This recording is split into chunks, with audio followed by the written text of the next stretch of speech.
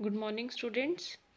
ਬੇਟਾ ਆਪਾਂ ਅੱਜ ਇਸ ਲੈਕਚਰ ਦੇ ਵਿੱਚ ਡਿਸਕਸ ਕਰਾਂਗੇ grouping of unidentical cells in series and parallel. ਬੇਟੇ ਇਸ ਤੋਂ ਪਹਿਲੇ ਵਾਲੇ ਲੈਕਚਰ ਦੇ ਵਿੱਚ ਆਪਾਂ ਡਿਸਕਸ ਕੀਤਾ ਸੀ ਗਰੁੱਪਿੰਗ ਹੀ ਕੀਤੀ ਸੀ ਸੈਲਸ ਦੀ, ਬਟ ਇੱਥੇ ਕੀ ਸੀ ਸਾਡੇ ਕੋਲ ਆਇਡੈਂਟੀਕਲ ਸੈਲਸ ਸੀ। ਇਸ ਲੈਕਚਰ ਦੇ ਵਿੱਚ ਆਪਾਂ ਕਰਾਂਗੇ ਕਿ ਅਗਰ ਸਾਡੇ ਕੋਲ ਅਨਆਇਡੈਂਟੀਕਲ ਸੈਲਸ ਨੇ ਬੇਟੇ, ਅਨਆਇਡੈਂਟੀਕਲ ਦਾ ਮਤਲਬ ਕਿ ਹਰ ਇੱਕ ਸੈੱਲ ਦਾ ਜਿਹੜਾ ਐਪਸਿਲਨ ਹੈ, EMF ਹੈ ਔਰ ਇੰਟਰਨਲ ਰੈਜ਼ਿਸਟੈਂਸ ਹੈ, ਉਹ ਸਭ ਦੀ ਵੈਲਿਊ ਕੀ ਹੋਗੀ ਰਾਜੇ, ਡਿਫਰੈਂਟ ਹੋਊਗੀ। ਤਾਂ ਉਸ ਕੇਸ ਦੇ ਵਿੱਚ ਆਪਾਂ ਕਿਵੇਂ ਬੇਟਾ ਕਰੰਟ ਦੀ ਵੈਲਿਊ ਨੂੰ ਫਾਈਂਡ ਆਊਟ ਕਰਾਂਗੇ, ਕਿਵੇਂ ਇਹਨਾਂ ਦਾ ਕੰਬੀਨੇਸ਼ਨ ਕੰਸੀਡਰ ਕਰਾਂਗੇ, ਉਹ ਆਪਾਂ ਇੱਥੇ ਡਿਸਕਸ ਕਰਾਂਗੇ। ਤਾਂ ਬੇਟਾ ਹੁਣ ਇਸ ਫਿਗਰ ਦੇ ਵਿੱਚ ਦੇਖੋ, ਆਪਾਂ 2 ਸੈਲਸ ਲੈ ਲਏ ਰਾਜੇ, 2 ਸੈਲਸ ਨੂੰ ਕੀ ਕੀਤਾ, ਸੀਰੀਜ਼ ਦੇ ਵਿੱਚ ਲਗਾ ਲਿਆ। ਤਾਂ ਬੇਟੇ ਸੀਰੀਜ਼ ਦਾ ਮਤਲਬ ਕੀ ਹੈ ਕਿ ਅਗਰ ਤੁਸੀਂ ਕੋਈ A ਔਰ C ਪੁਆਇੰਟ ਕੰਸੀਡਰ ਕਰਦੇ ਹੋ, ਇਸ ਦੇ ਵਿੱਚ ਅਟੈਚ ਹੋਏ ਹਰ ਇੱਕ ਸੈੱਲ ਕੀ ਹੋਊਗਾ ਬੇਟੇ, ਸੀਰੀਜ਼ ਦੇ ਵਿੱਚ ਹੋਊਗਾ। ਠੀਕ ਹੈ ਜੀ, ਆਪਾਂ 2 ਸੈੱਲ ਕੰਸੀਡਰ ਕਰ ਲਏ, ਦੋਨਾਂ ਨੂੰ ਬੇਟਾ ਸੀਰੀਜ਼ ਦੇ ਵਿੱਚ ਅਟੈਚ ਕਰ ਲਿਆ। ਇਸ ਦਾ EMF ਐਪਸਿਲਨ 1 ਹੈ, ਇੰਟਰਨਲ ਰੈਜ਼ਿਸਟੈਂਸ R1 ਹੈ। ਸਿਮਿਲਰਲੀ ਬੇਟੇ ਐਪਸਿਲਨ 2 ਔਰ R2 ਹੈ। ਇਹਨਾਂ ਦਾ 2 ਆਇਡੈਂਟੀਕਲ ਸੈਲਸ ਨੂੰ ਆਪਾਂ ਸੀਰੀਜ਼ ਦੇ ਵਿੱਚ ਅਟੈਚ ਕਰਤਾ। ਹੁਣ ਇਸ ਤੋਂ ਬਾਅਦ ਕੀ ਹੈ ਬੇਟੇ, ਆਪਾਂ ਕੀ ਕਰਾਂਗੇ, ਸਭ ਤੋਂ ਪਹਿਲਾਂ ਆਪਾਂ ਇੱਕ ਸੈੱਲ ਕੰਸੀਡਰ ਕਰਾਂਗੇ। ਆਪਾਂ ਪੋਟੈਂਸ਼ੀਅਲ ਡਿਫਰੈਂਸ ਬੇਟਾ ਫਾਈਂਡ ਕਰਾਂਗੇ, ਤਾਂ ਹੀ ਆਪਾਂ ਆਈ ਨੂੰ ਫਾਈਂਡ ਕਰਾਂਗੇ ਰਾਜੇ। ਤਾਂ ਆਪਾਂ ਕੀ ਕਰਾਂਗੇ, ਪਹਿਲਾਂ A to B ਫਾਈਂਡ ਕਰਾਂਗੇ ਬੇਟੇ, ਫਿਰ B to B and C ਦੇ ਵਿੱਚ ਫਾਈਂਡ ਕਰਾਂਗੇ। ਫਿਰ ਥਰਡ ਸਿਚੁਏਸ਼ਨ ਲਵਾਂਗੇ ਬੇਟੇ, ਆਪਾਂ ਹੋਲ ਸਰਕਿਟ ਕੰਸੀਡਰ ਕਰ ਲਾਂਗੇ। ਹੋਲ ਸਰਕਿਟ ਦਾ ਮਤਲਬ ਕੀ ਹੈ ਕਿ from point A to C ਤੱਕ ਆਪਾਂ ਇਸ ਦਾ ਪੋਟੈਂਸ਼ੀਅਲ ਡਿਫਰੈਂਸ ਦੀ ਵੈਲਿਊ ਨੂੰ ਫਾਈਂਡ ਆਊਟ ਕਰਾਂਗੇ। ਠੀਕ ਹੈ ਜੀ। ਤਾਂ ਹੁਣ ਦੇਖੋ ਇੱਕ ਚੀਜ਼ ਬੇਟੇ ਹੋਰ ਇੱਥੇ ਦੇਖਣੀ ਹੈ।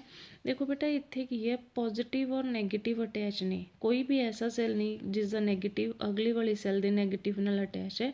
ਤਾਂ ਆਪਾਂ ਇਸ ਚੀਜ਼ ਨੂੰ ਧਿਆਨ ਰੱਖਣਾ ਹੈ, ਕਿਉਂਕਿ ਬੇਟਾ ਜਦੋਂ ਨੂਮੈਰੀਕਲਸ ਆਉਣਗੇ ਤਾਂ ਇਸ ਚੀਜ਼ ਕਰਕੇ ਜਿਹੜੇ ਤੁਹਾਡੇ ਫਾਰਮੂਲਾਜ਼ ਨੇ ਉਹ ਚੇਂਜ ਹੋ ਜਾਂਦੇ ਨੇ। ਠੀਕ ਹੈ। ਤਾਂ ਆਪਾਂ ਕੀ ਲਿਆ ਬੇਟੇ, 2 ਜਿਹੜੇ ਸੈੱਲਸ ਨੇ ਉਹਨਾਂ ਨੂੰ ਸੀਰੀਜ਼ ਦੇ ਵਿੱਚ ਲਗਾ ਲਿਆ। ਹੁਣ ਆਪਾਂ ਪੋਟੈਂਸ਼ੀਅਲ ਡਿਫਰੈਂਸ ਫਾਈਂਡ ਕਰਾਂਗੇ ਬੇਟਾ between point A and B। ਤਾਂ ਆਪਾਂ A ਐਂਡ B ਦੇ ਵਿੱਚ ਕੀਤਾ ਬੇਟਾ VA ਮਾਈਨਸ VB ਲਿਖ ਸਕਦੇ ਹਾਂ, ਐਪਸਿਲਨ 1 ਮਾਈਨਸ IR1। ਇਹ ਬੇਟਾ ਆਪਾਂ ਅਰਲੀਅਰ ਆਪਾਂ ਕਰਕੇ ਆ ਚੁੱਕੇ ਹਾਂ। ਠੀਕ ਹੈ ਜੀ। ਸਿਮਿਲਰਲੀ ਬੇਟੇ BC ਪੁਆਇੰਟ ਦੇ ਵਿੱਚ VB ਮਾਈਨਸ VC ਆ ਜਾਊਗਾ ਬੇਟੇ, ਐਪਸਿਲਨ 2 ਮਾਈਨਸ IR2। ਹੁਣ ਆਪਾਂ ਕੀ ਕਰਾਂਗੇ ਬੇਟੇ, potential difference between A and C। It means ਕੀ ਹੋਇਆ ਬੇਟੇ, ਦੋਨਾਂ ਦਾ VAC ਨੂੰ ਕੀ ਲਿਖ ਸਕਦੇ ਹੋ, VAB ਪਲਸ VBC ਲਿਖ ਸਕਦੇ ਹਾਂ ਰਾਜੇ। ਤਾਂ ਆਪਾਂ ਉਹੀ ਇੱਥੇ ਕੀਤਾ। ਠੀਕ ਹੈ ਜੀ। ਤਾਂ ਆਪਾਂ ਕੀ ਕੀਤਾ, ਆਹ ਵਾਲੀ ਟਰਮ ਪਲਸ ਆਹ ਵਾਲੀ ਟਰਮ ਹੈ ਰਾਜੇ, ਦੋਨਾਂ ਨੂੰ ਕੀ ਕਰਤਾ, ਐਡ ਕਰਤਾ। ਦੈਨ ਵੈਲਿਊਜ਼ ਪੁੱਟ ਕੀਤੀਆਂ ਰਾਜੇ। ਇਸ ਇਕੁਏਸ਼ਨ ਨੂੰ ਆਪਾਂ ਇਸ ਤਰ੍ਹਾਂ ਲਿਖ ਸਕਦੇ ਹਾਂ ਬੇਟੇ, ਦੋਨਾਂ ਦੇ ਐਪਸਿਲਨਸ ਨੂੰ ਆਪਾਂ ਅਲੱਗ ਕਰ ਲਿਆ। ਆਈ ਬੇਟੇ ਇਹਨਾਂ ਦੇ ਵਿੱਚ ਕਾਮਨ ਸੀ, ਆਪਾਂ ਕਾਮਨ ਲੈ ਲਿਆ। ਤਾਂ ਇਹ ਆ ਗਿਆ ਬੇਟੇ ਪੋਟੈਂਸ਼ੀਅਲ ਡਿਫਰੈਂਸ ਆ ਗਿਆ between point A and C ਆ ਗਿਆ। ਹੁਣ ਆਪਾਂ ਰਾਜੇ ਹੋਲ ਜਿਹੜਾ ਸਾਡਾ ਸਰਕਿਟ ਸੀਗਾ ਜਾਂ ਕੰਬੀਨੇਸ਼ਨ ਸੀਗਾ, ਉਸ ਨੂੰ ਆਪਾਂ ਬੇਟੇ ਇੱਕ ਸੈੱਲ ਦੇ ਵਿੱਚ ਕੀ ਕਰਤਾ, ਕਨਵਰਟ ਕਰਤਾ। ਇੱਕ ਆਪਾਂ ਇਹ ਅਸਿਊਮ ਕਰ ਲਿਆ ਕਿ ਇਹ ਜਿਹੜਾ ਸਾਰਾ ਕੁਛ ਹੈ, ਅਗਰ ਇਸ ਨੂੰ ਆਪਾਂ ਸਿੰਗਲ ਇਕੁਈਵੈਲੈਂਟ ਸੈੱਲ ਦੇ ਅਕੋਰਡਿੰਗ ਇਸ ਨੂੰ ਰਿਪਰੈਜ਼ੈਂਟ ਕਰੀਏ ਤਾਂ ਇਹ ਵਾਲੇ ਇਸ ਦੇ ਵਿੱਚ ਕਨਵਰਟ ਹੋ ਜਾਊਗਾ। ਠੀਕ ਹੈ ਜੀ। ਤਾਂ ਹੁਣ ਬੇਟੇ ਜਿਹੜੀ ਇਹ ਇਕੁਏਸ਼ਨ ਸੀ ਇੱਥੇ ਤੱਕ ਆਪਾਂ ਫਾਈਂਡ ਆਊਟ ਕਰ ਚੁੱਕੇ ਹਾਂ। ਹੁਣ ਇਸ ਤੋਂ ਬਾਅਦ ਆਪਾਂ ਅਸਿਊਮ ਕਰ ਲਿਆ ਕਿ ਆਪਾਂ ਹੋਲ ਜਿਹੜਾ ਸਾਡਾ ਅਰੇਂਜਮੈਂਟ ਸੀ ਉਸ ਨੂੰ ਇਕੁਈਵੈਲੈਂਟ ਸਿੰਗਲ ਸੈੱਲ ਦੇ ਇਕੁਅਲ ਕੰਸੀਡਰ ਕਰ ਲਿਆ। ਤਾਂ ਦੇਖੋ ਸੀਰੀਜ਼ ਕੰਬੀਨੇਸ਼ਨ ਸੀ ਬੇਟੇ, ਜਿਹੜੇ 2 ਸੈੱਲ ਸੀ ਉਹਨਾਂ ਨੂੰ ਅਸੀਂ ਰਿਪਲੇਸ ਕਰਤਾ ਸਿੰਗਲ ਸੈੱਲ ਦੇ ਨਾਲ, ਤਾਂ ਸਾਡੀ ਇਕੁਏਸ਼ਨ ਇਹੀ ਆ ਚੁੱਕੀ। ਹੁਣ ਬੇਟੇ ਜੋ ਅਸੀਂ ਫਾਈਂਡ ਆਊਟ ਕਰਕੇ ਆਏ ਹਾਂ ਔਰ ਇਹ ਇਕੁਏਸ਼ਨ ਹੈ, ਦੋਨਾਂ ਨੂੰ ਜਦੋਂ ਕੰਪੇਅਰ ਕੀਤਾ ਤਾਂ ਸਾਡੇ ਕੋਲ ਕੀ ਆ ਗਿਆ ਬੇਟੇ, ਐਪਸਿਲਨ ਕਿਸ ਦੀ ਇਕੁਅਲ ਆ ਗਿਆ, ਐਪਸਿਲਨ 1 ਪਲਸ ਐਪਸਿਲਨ 2। ਸਿਮਿਲਰਲੀ ਬੇਟਾ ਆਰ ਇਕੁਈਵੈਲੈਂਟ ਕਿਹਦੇ ਆ ਗਿਆ, R1 ਪਲਸ R2 ਦੇ।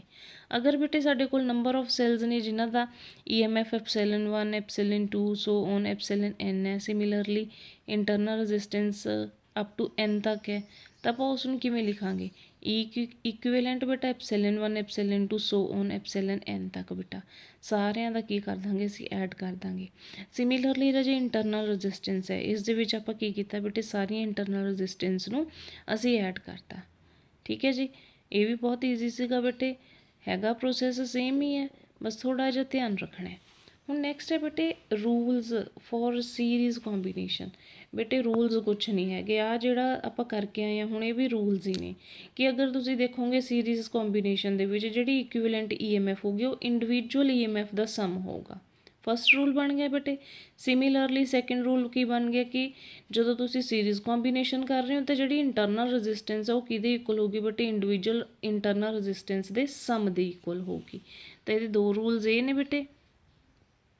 ਹੁਣ ਬੇਟੇ ਜੋ ਚੀਜ਼ ਮੈਂ ਤੁਹਾਨੂੰ ਦੱਸ ਰਹੀ ਸੀ ਕਿ ਆਪਾਂ ਪਹਿਲੇ ਵਾਲੇ ਕੰਬੀਨੇਸ਼ਨ 'ਚ ਦੇਖਿਆ ਕਿ ਇੱਕ ਸੈੱਲ ਦਾ ਨੈਗੇਟਿਵ ਦੂਜੇ ਸੈੱਲ ਦੇ ਪੋਜ਼ਿਟਿਵ ਨਾਲ ਅਟੈਚ ਹੈ, ਬਟ ਕੋਈ ਐਸੀ ਸਿਚੁਏਸ਼ਨ ਵੀ ਆ ਸਕਦੀ ਹੈ ਬੇਟੇ ਕਿ ਇਸ ਅਰੇਂਜਮੈਂਟ ਦੇ ਵਿੱਚ ਇੱਕ ਸੈੱਲ ਦਾ ਨੈਗੇਟਿਵ ਦੂਜੇ ਸੈੱਲ ਦੇ ਨੈਗੇਟਿਵ ਦੇ ਨਾਲ ਅਟੈਚ ਹੋ ਸਕਦਾ ਹੈ।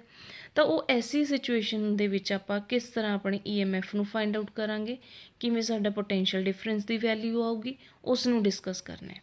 ਤਾਂ ਹੁਣ ਦੇਖੋ ਬੇਟੇ ਇਸ ਸਰਕਿਟ ਡਾਇਗਰਾਮ ਦੇ ਵਿੱਚ ਦੇਖੋ, ਹੁਣ ਰਾਜੇ ਇਸ ਦਾ ਨੈਗੇਟਿਵ ਇਸ ਸੈੱਲ ਦੇ ਨੈਗੇਟਿਵ ਨਾਲ ਅਟੈਚ ਹੈ, ਠੀਕ ਹੈ ਜੀ।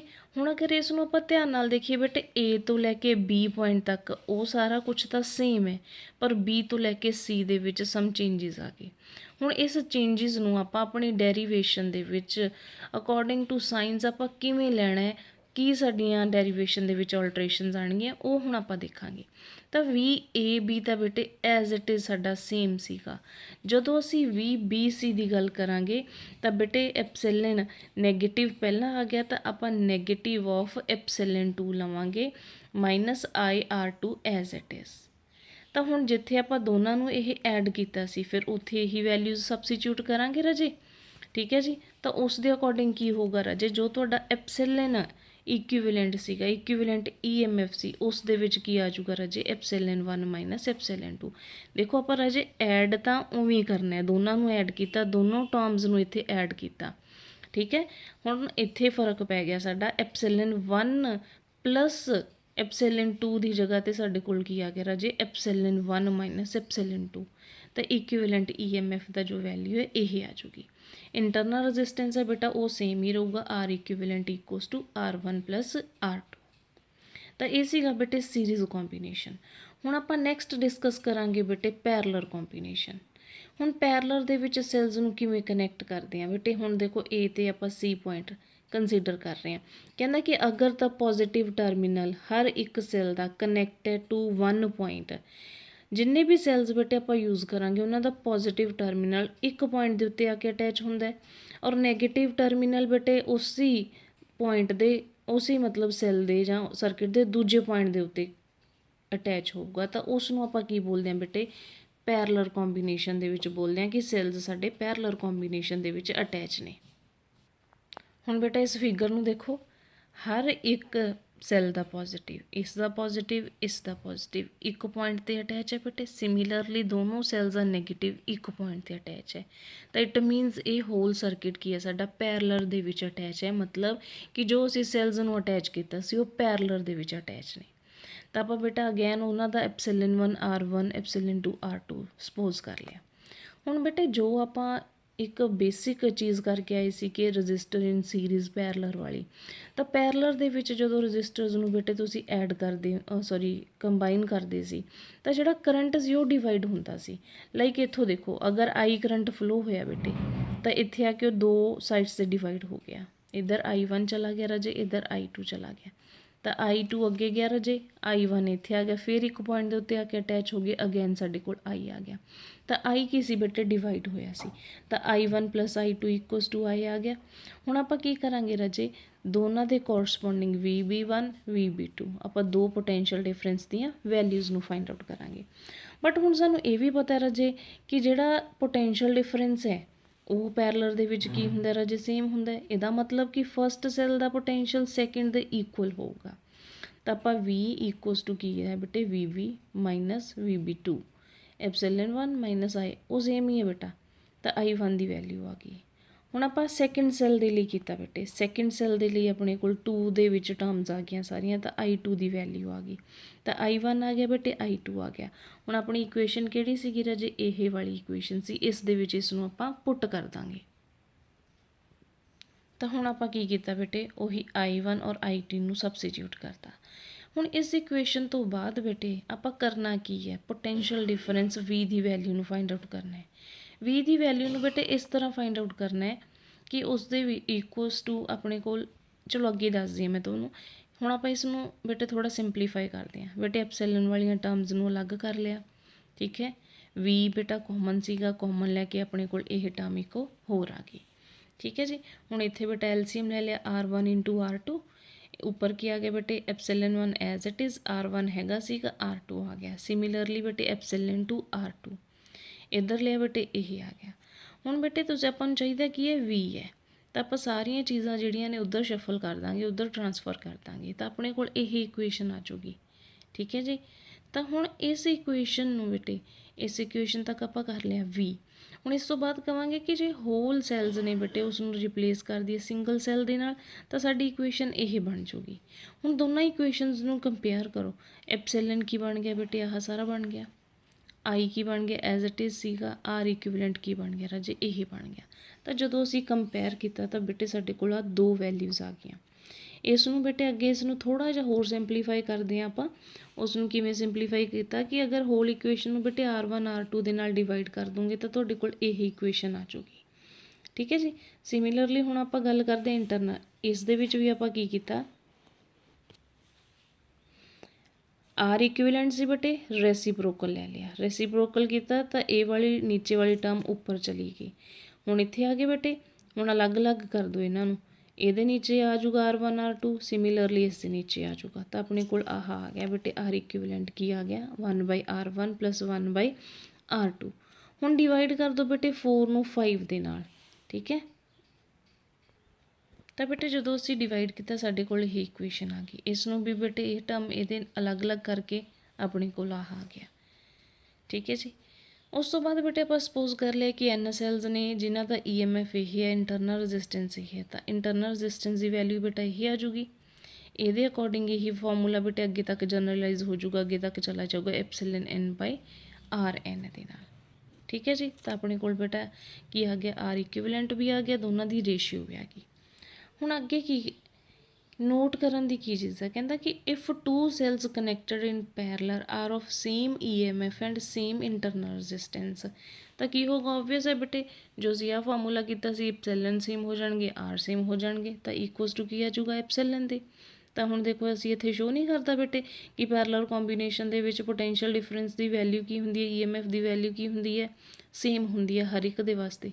ਸਿਮਿਲਰਲੀ ਬੇਟੇ ਇੰਟਰਨਲ ਰੈਜ਼ਿਸਟੈਂਸ ਸਾਡੇ ਕੋਲ ਕੀ ਆ ਜਾਊਗਾ, ਆਰ ਇਕੁਇਵਲੈਂਟ ਕਿਹਦੀ ਆ ਜਾਊਗੀ ਬੇਟੇ, R/2 ਦੇ, ਮਤਲਬ ਹਾਫ ਹੋ ਗਿਆ।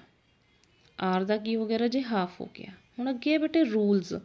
ਰੂਲਸ ਉਹੀ ਨੇ ਜੋ ਹੁਣ ਆਪਾਂ ਕਰਕੇ ਆਏ ਹਾਂ, ਬਸ ਉਹਨਾਂ ਨੂੰ ਇੱਕ ਥਿਓਰੈਟੀਕਲ ਫਾਰਮ ਦੇ ਵਿੱਚ ਆਪਾਂ ਇੱਕ ਕਨਕਲੂਜਨ ਫਾਈਂਡ ਕਰਕੇ ਲਿਖਤਾ ਕਿ ਅਗਰ ਤੁਸੀਂ ਇਹ ਡਿਸਕਸ ਕਰ ਆਪਾਂ ਪੈਰਲਰ ਦੇ ਵਿੱਚ ਕਰਦੇ ਹਾਂ ਤਾਂ ਆਪਣੇ ਕੋਲ ਆਹ ਚੀਜ਼ਾਂ ਜਿਹੜੀਆਂ ਨੇ ਉਹ ਆ ਜਾਣਗੀਆਂ। ਪਹਿਲਾਂ ਤਾਂ ਇਹੀ ਹੋ ਗਿਆ ਬੇਟੇ ਕਿ ਜਿਹੜੀ ਇਕੁਇਵਲੈਂਟ EMF ਹੈ ਉਹ ਤਾਂ ਆਪਾਂ ਪ੍ਰੂਫ ਕਰ ਹੀ ਦਿੱਤਾ ਕਿ ਕਿਹਦੇ ਇਕੁਅਲ ਹੈ ਰਾਜੇ, EMF ਆਫ 1 ਸੈੱਲ ਦੇ ਇਕੁਅਲ ਹੈ। ਇੱਥੇ ਇਕੁਇਵਲੈਂਟ ਹੈ, ਇਕੁਇਵਲੈਂਟ ਦਾ ਮਤਲਬ ਕੀ ਹੁੰਦਾ ਰਾਜੇ, ਹੋਲ ਜਿਹੜੇ ਸੈਲਸ ਨੇ ਉਸ ਨੂੰ ਆਪਾਂ ਰਿਪਲੇਸ ਕਰਦੇ ਹਾਂ ਸਿੰਗਲ ਸੈੱਲ ਦੇ ਨਾਲ। ਤਾਂ ਇੱਥੇ ਆਪਾਂ ਇਸ ਚੀਜ਼ ਦੇ ਵਿੱਚ ਆਪਾਂ ਸਾਰੇ ਸੈਲਸ ਕੰਸੀਡਰ ਕੀਤੇ ਨੇ, ਉਹਨਾਂ ਦਾ ਐਪਸਿਲਨ ਕਿਹਦੇ ਇਕੁਅਲ ਆ ਗਿਆ ਬੇਟੇ, ਇੱਕ ਸਿੰਗਲ ਸੈੱਲ ਦੇ EMF ਦੇ ਇਕੁਅਲ ਆ ਗਿਆ। ਸੈਕਿੰਡ ਰੂਲ ਕੀ ਬਣਿਆ ਬੇਟੇ, ਕਹਿੰਦਾ ਕਿ ਅਗਰ ਤੁਸੀਂ ਇੰਟਰਨਲ ਰੈਜ਼ਿਸਟੈਂਸ ਦਾ ਰੈਸੀਪ੍ਰੋਕਲ ਲੈਂਦੇ ਹੋ ਉਹ ਕਿਹਦੇ ਇਕੁਅਲ ਹੈ ਬੇਟੇ, ਕਹਿੰਦਾ ਜਿੰਨੀਆਂ ਵੀ ਇੰਡੀਵਿਜੂਅਲ ਰੈਜ਼ਿਸਟੈਂਸ ਨੇ ਨਾ ਉਹਨਾਂ ਦੇ ਰੈਸੀਪ੍ਰੋਕਲਸ ਦਾ ਐਡ ਹੁੰਦਾ ਹੈ, ਜੋ ਬੇਟੇ ਅਸੀਂ ਇਸ ਇਕੁਏਸ਼ਨ ਦੇ ਵਿੱਚ ਫਾਈਂਡ ਆਊਟ ਕੀਤਾ ਸੀਗਾ।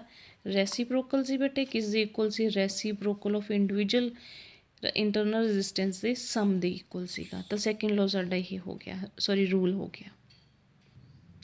ਥਰਡ ਰੂਲ ਕੀ ਹੋ ਗਿਆ ਬੇਟੇ, ਕਹਿੰਦਾ ਕਿ ਅਗਰ 3 ਸੈਲਸ ਨੇ, ਡਿਫਰੈਂਟ EMF ਨੇ, ਡਿਫਰੈਂਟ ਇੰਟਰਨਲ ਰੈਜ਼ਿਸਟੈਂਸ ਨੇ, ਤਾਂ ਬੇਟੇ ਸਾਡਾ ਐਕਸਪ੍ਰੈਸ਼ਨ ਹੈ ਜਿਹੜਾ ਇਹ ਬਣ ਜਾਊਗਾ।